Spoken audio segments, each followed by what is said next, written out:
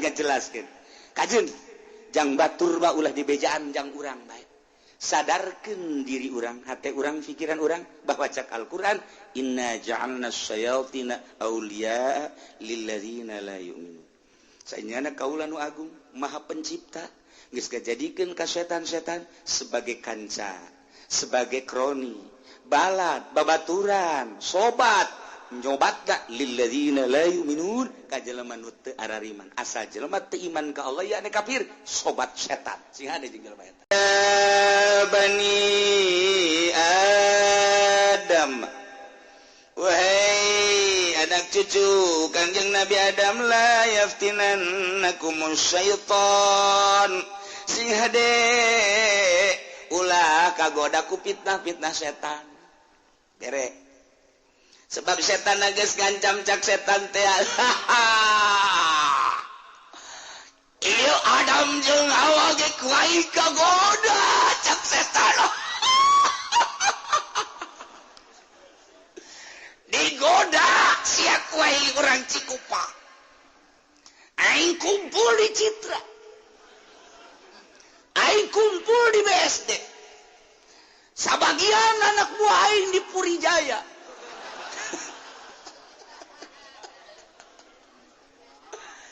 pokoknya aing wal mundur cak setan ku aing sia digoda dek di mana bae posisi sia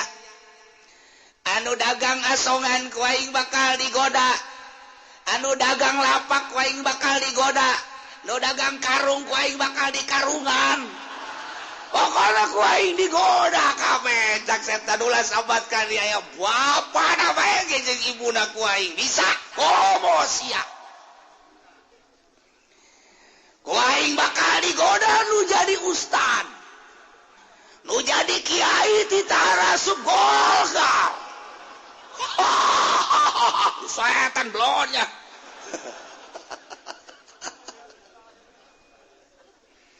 pokoknya mah jelema ku aing bakal digoda ti Tangrede kabeh dengan dasar kebutuhan kita nyimpen duit di bank deposito abeh ngadaharan taina ayo wainak digara roda supaya ke Mekah melalui bank pinjaman ti bank geus teh jaho duit nu halal nu haram ku aing bakal digoda kiaina ku aing bakal dijadikeun sponsor sial teh setan goblok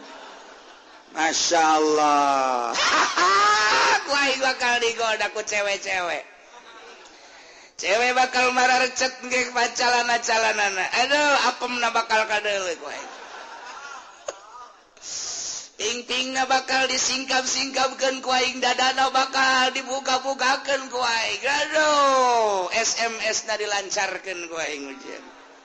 digoda kajen ku kumaha ge geus kiai heula nu ku aing digoda ustad nu ku aing kobo tukang tabligh mah geus ku aing ceramah digoda jasa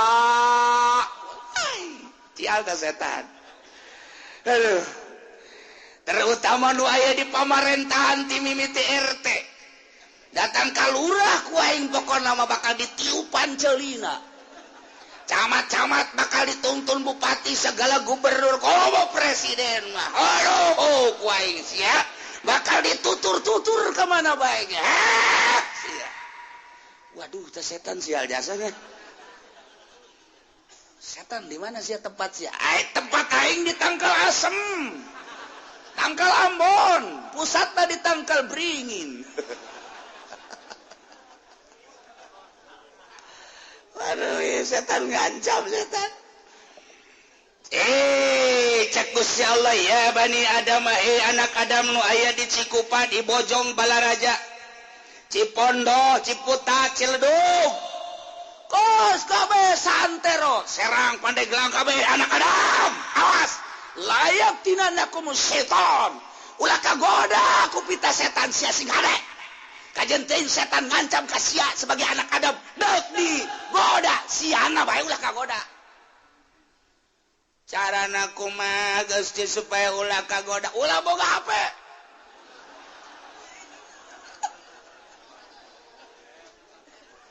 aja pendig hideung aduh boga 5 aing HP aduh naon deui Gusti supaya ulah kagoda ku setan ulah boga TP waduh berat naon deui Gusti supaya ulah kagoda ku setan sing hade cek Gusti Allah ya ke heula dihareup bakal dicaritakeun godaan-godaan setan ieu mah nomor kahiji sing ada ulah kagoda ku pita-pita setan ulah kagoda ku rayuan-rayuan maut setan kama akhraja abawaikum minal jannah sakumaha setan ngaluarkeun bapa moyang anjeun di sorga kulantaran digoda ku setan ulah seperti bapa moyang anjeun nu digoda ku setan sing ada setan lantaran setan tepan baheula yanzi'an human libasahum liuriyahum sawatihima barang Kangjeng Nabi Adam jeung Siti Hawa digoda ku setan teh kapan arucutan pakaianana teh daekeun nempel di Kangjeng Nabi Adam lantaran Kangjeng Nabi Adam ditundung dek diturunkeun ka bumi libasahum pakaianana liuriyahum supaya katembong gogorengna dasar tangkorak setan nu ngagoda na akhirna atuh katembong liuriyahum sawatihima kokotor kagorengan anu aya di Kangjeng Nabi Adam jeung Siti Hawa teh katembong ku ariku gara-gara setan sebab setan main lahu yarakum huwa wa qabiluhu min haitsu la tarawnahum nya nama setan apa neuleukeun ka urang ngagoda na ngeunah dek dihareup dek digigir dek ditukang dek diluhur dek dihandap dek urang keur hudang dek urang keur hees nya nama yarakum huwa wa qabiluhu setan maneuleuh ka urang jeung kanca-kanca setan balad-balad setan anak buah setan komplotan setan urang mah teu neuleuh ka pannyana nya nama neuleuh ka urang tapi urang mah min haitsu la tarawnahum tina tempat urang teu neuleuh ka setan ayu setan mah neuleuh ka urang ngagodana ngeunaheun jasa urang mah teu neuleuh ka setan deuk kumaha nangkisna lantaran urang boga besi teu bisa ditangkiskeun ka setan sebab setanna teu kadeuleu urang boga cimande teu bisa ditangkiskeun lantaran teu kadeuleu urang boga silat karate dan lain sebagainya teu bisa ditangkis ku nu kos kararitu lantaran setan teu kadeuleu ayeuna neuleukeun ka urang innahu yarakum huwa wa qabiluh nya nama neuleukeun bae ka urang ku ari ge aya tadi dia sial tak ucing ngomong-ngomongkeun aing bae cak setan aing deuk pindah ka belah kenca dekat-deketan aja pendi ku aing deuk ditiupan matana supaya nundutan eta setan dokos kitu sial jata setan nyana neuleukeun bae ka belah kulon ka belah wetan ka belah kaler mana ieu anu ngaji ku aing deuk digoda ucina keur nyaritakeun setan nyana seuseureun cak setan teh kajen tetep cenah ku aing digoda bae ku ari geus mulai anu ngaluarkeun HP lantaran sasada itu aya belah kulon aya janggian jeung jahe blon teh budak keur nyaritakeun setan aya oge aduh siap Masya Allah geus dicaritakeun awas cek Gusti Allah kade setan ngancam bakal mitnah bakal ngagoda bakal nganasehatan ke anak cucu Adam cak Allah awas la yaftinannakumus syaitan awas ulah terulang kembali ala tattabi'uhu fataftan ulah nuturkeun ajakan setan maneh bakal kapitnah lantaran orang dijanjikeun lamun orang bersih bakal balik deui ka tempat semula yane surga sakumaha Kangjeng Nabi Adam geus dijanjikeun Adam maneh turun engke maneh di mana-mana balik ka akhirat maneh sepi tina dosa balik deui ka tempat anu asal lain jang maneh bae Adam anak cucu anjeun ge urang mana bae sadunya datang ke akhir zaman ketika manehanana balik bersih tina dosa barali ka tempat semula ka sorga bejakeun ka anak cucu anjeun Adam nu mantak ieu urang teh dijanjikeun ku Gusti Allah sanajan Gusti Allah nurunkeun bapa moyang urang ka dunia ya le ka taneuh ka bumi tetap urang bakal balik deui ka tempat semulana da ku ari ge kapan kanyahoan urang Semarang loba nu geus balik deui ka Semarang pabrikna ku ari geus teu jalan urang Surabaya nu kaya Tangerang ku ari pabrikna bangkrut balik deui ka ditu orang Lampung balik dari babarengan yang monyet di Lampung nggak itu yang uwa iya ge orang bakal balik deui ka sorga asal la yaftinannakumus ayton asal ulah kapitnah ku setan bae moal kebal hirup urang 20 tahun 30 tahun 50 tahun 70 tahun balik ka ditu salila etalah hati-hati setan siapkeun kuari kuda-kuda urang jang ngalawan setan awas ulah sampai terjadi sakumaha akhraja abawaikum minal jannah bapak urang teh kula gagu gara-gara kabisikan ku setan turun di surga dipocot pakaian kemegahan jeung kemuliaanana teu make sahlai acan atuh pangeulaeun setan mainnahu yarakum wa qabilu nyana maka urang ngagodana ngeleukeun dek dihareup dek ditukang dek digigir dek diluhur dek dihandap dek kumaha bae carana kubahanyana bae min haitsu la tarawnahum dina tempat anu urang mah teu neuleuh ka setan lamun urang bisa neuleuh ka setan urang jogol we unggal poe jogol unggal poe geus ngasah bedog we sia ku aing gerak ka dieu setan teu nyaho ye golok gelut jeung setan eleh urang golok we di kieu-kieu kunaon eta setan teu kadeuleu lilatofati ajsadihim lantaran lembutnya nama jasadna ku Gusti diciptakeunana tina seuneu moal kacekel seuneu ku sebab teu kacekel kadang-kadang mah kadeuleu seuneu aya nu haseupna doang kadeuleu seuneuna mah teu kadeuleu aya nu seuneuna kadeuleu beureum hideung dan lain sebagainya gambaran setan urang lamun dibere ketajaman mata bisa neuleuh ka setan urang lain saeutik hamba Allah anu bisa neuleuh ka setan teh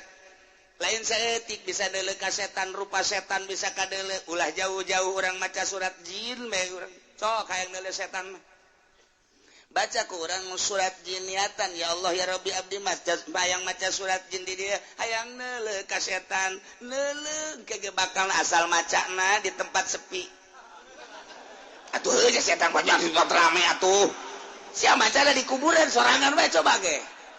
atuh cek si Junet teh mah kieu teh kudu maca surat jin teh masal cicing bege geus teuleut-teulah di masjid sia sorangan maca surat jin teh kudu tamat bakal aya geus dibuktikan sama aku sababaraha urang ai kiai ulah nanya aing mah batur bae di dieu keur zaman kula leutik kena aya santri teu percaya ka surah almarhum Abah baca coba ge surat jin ku sia penta aya ta santri dibaca ku nyana menta abdi mah hayang neuleuleungeun bae lah ulah kudu kabelegedeg leungeun we can tamat-tamat acan leungeun datang wow nyana kieu bae curugna bae sagede bitis curugna encan ieu encan ka dieu atau kelenger nyana kieu bae cak babaturan tadi pan sia baca Quran pan ieu kelenger kieu di inuman geus kebal cageun kunaon sia aduh aing neuleuleungeun gure cekeun aya lamun urang boga wiridan Tuan Syekh Abdul Qadir tah aya Tuan Syekh Abdul Qadir boga wiridan paranti neuleuh jin kula ge can pernah diwirid-wirid besi neuleuh ya waduh dia ka ditu aya teh set cek Tuan Syekh Abdul Qadir asal geus datang kadinya pasti jasa buktikan baca sekian mun dibaca ku urang teh mulai aya mimiti tariris awal Quran tiris amat ya awak untuk kebal ayah tertrek non woi ada apa sama incu nama salah tahu datang aing teu butuh incu nu gede datang jelema dibere wiridan mencet ayeuna wirid salamere guruna lain guru mencet mah biasa kan dibere wiridan baranti neuleuh jin atuh begitu dipencet tuh kala luar setan mah lulus setan deui dibere neuleuh lantaran urang bisa neuleuh ka haseup bisa neuleuh ka seuneu berbagai warna seuneu kadeuleu jin ge sarua setan ge asal urangna dibere ketajaman penglihatan aya wiridanana ulah nu borangan mah kejar di dinya sia ulah geus kono mah boro-boro maca surat jin maca alif lam mim ge geus haya karasana asal penting me dibaca maca yasin mah maca yasin a'udzubillahi minasyaitonir rajim bismillahirrahmanirrahim jam 2 macana yasin wal qur'anil hakim innaka laminal mursalin ala siratim mustaqim tanzilal aziz sadaqallah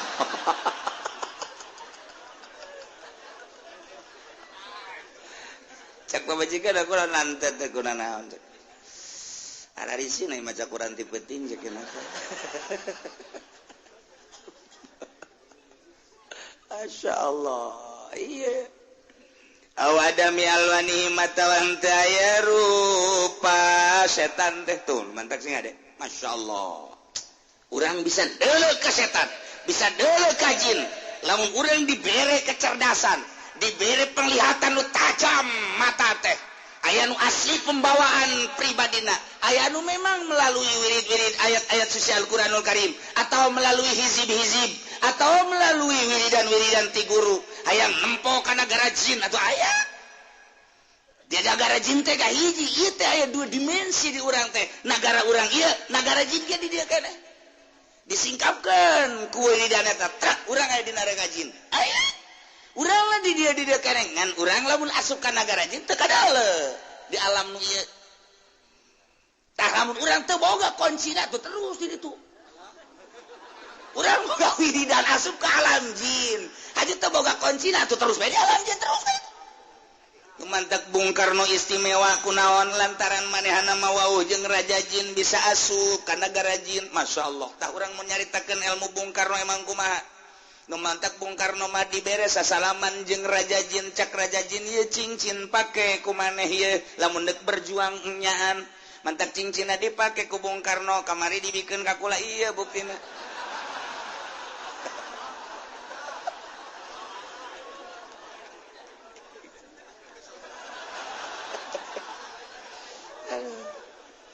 tapi bejana Bung Karno mah cincina hideung semu biru ieu mah hejo aduh Gusti Allah tak urang menceritakeun Bung Karno emang kumaha kitu bisa nagarkan rajin nu mantak Kiai Zaini mendak kerep nyaritakeun Bung Karno si jelema apa lain lantaran nyana bisa asup ka nagara jin bisa wau jeung jin-jin hiji nomor kaduana baheula waktu benda kerep jadi leuweung nyana mah bisa ngobrol jeung maung eta mah di negara urang keneh kos kieu biasa tapi nyana bersenyawa jeung maung ngobrol jeung gajah ngobrol jeung buaya ngobrol Bung Karno ketika manehna asup ka nagara jin teu kadeuleu ku urang wauh lah nyana jeung raja jin moal anggeus urang nyaritakeun Bung Karno nu nyaho keaslian Bung Karno Masya Allah teu kudu Bung Karno sanajan kuari ge kuari pisan aya ieu kuari pisan ge aya anu nyahoeun nagara jin sababaraha urang hiji di Bogor geus bebeja ka kula nomor kaduana nu geus nyaho ka nagara jin teh orang Karawang emang Karawang mah meureun teu boga wiridan ge ngahiji jeung jin ieu kiai lain lalagan di Karawang aya nunggus ngalalakon ka nagara jin nagara jin teh sarua jeung urang ngan aya kerajaan-kerajanan kerajaan jin nomor kahiji nu terbesar di Banten wah cuma lain lalagaan teh mentak urang Banten mah kos jin kasurupan Banten belah ditu Banten urang nyebrang maka parahu eta ge kerajaan jin gede keneh ieu caritakeun urang Bogor urang di ditu di negara jin teh loba ambalayah wah mutiara emas perak dan lain sebagainya asal daek bae pakaian dan lain sebagainya mun urang mawa segede kieu bae mutiara ti negara jin dibawa ka urang moal kaduitan aya nu ngarewas naon wiridana cenah kieu sia mah kadinya bae pan aduh terus teu beres emang budak ieu mah ieu setan ke urang nyaritakeun setan jin di negara nang ke dihareup maka mantak asa ulah ngabesan Inna ja'alna syayatina awliya'a lilladzina la yu'minun. Wallahu a'lamu bimuradi cek Gusti Allah sanyana kaula nu agung ngajadikeun ka para syaiton-syaiton teh sebagai kanca-kanca, sebagai babaturan-babaturan, sebagai kroni-kronina. Kasa lilladzina la yu'minun ka jelema teu arariman, Katolik teu iman ka Allah, Protestan kafir pokona mah, Yahudi Nasrani kitu kene bangsa budak Konghucu dan lain sebagainya. Iyalah jelema nu teu iman ka Gusti Allah, kronina syaiton. Kuari lamun lain ajakan setan Yahudi jamual, kuari lamun lain ajakan setan Nasrani Amerika jamual. Urang geus nyaho sabenerna mah eta teh keur kasurupan setan. Ngan di urang deui nyana ngahijina jeung para setan-setan. Jadi aya kedua komplotan di urang teh, aya nu sok maca Quran bae nu iman ka Gusti Allah, aya nu teu iman ka Gusti Allah, ngahijina jeung setan. Sabenerna mah hate teh merontak ngan kulantaran di luhurna lolobana ngahijina jeung setan, sedengkeun jadi kroni. Urang mah teu daya teu upaya. Kasimpulanana setan ngagoda ka makhluk nu hirup anak cucu Adam, nyana ngahiji jeung para kroni-kronina nu jadi kronina ialah jelema-jelema nu teu iman ka Gusti Allah, teu iman ka Kangjeng Rasulullah, teu iman ka Al-Qur'anul Karim, asal aya kafir eta kroni setan. Yahudi kroni setan, Nasrani kroni setan. Kajen ngomong lembah lembut, ujung-ujungna kajen kuku mage tetap ngajerumuskeun bae. Gitu bae. Walan tardo angkal yahudu walan nasara hatta tattabi'a millatahum. Yahudi jeung Nasrani mah datang ka iraha ge moal ridaweun ka urang sehingga urang nuturkeun nyana, sebab nyana karoni setan. Ke geura dihareup ke sabobor hayat deui bakal dicaritakeun tempat-tempat setan jeung di mana nyana cicing-cicingna. Wah, luar biasa. Kaki haji mungkin nyana cicing di sorban. Wah, Kabupati meureun dikenongna macem-macem ke setan teh jeung ke bakalna aya anti-antina kudu dibacaan naon ieu setan, sebab kadang-kadang aya jelema kasurupan, sebab jelema teh kasurupan sakumaha setan nyurup ka oray, tiba heulana setan teh nyurup datang ka kuari sok nyurup ka makhluk-makhluk asup nyana kadinya dipencet ku urang dibacaan ayat kursi. Bismillahirrahmanirrahim.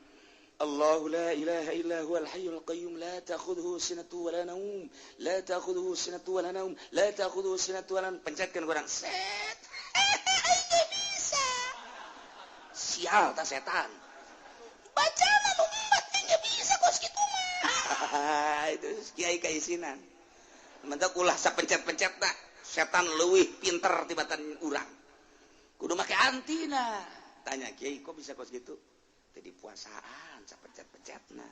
atuh setan mapan puasa bae nya mariaboh. Tanotek sia ade ieulah Quran gajelaskeun kajeun jang batur ba ulah dibejaan jang urang bae, sadarkeun diri urang, hate urang, pikiran urang bahwa cak Al-Quran inna ja'alna syayatina awliya lilladzina la yu'minun. Saenyana kaula nu agung maha pencipta geus ngajadikeun ka setan-setan sebagai kanca, sebagai kroni,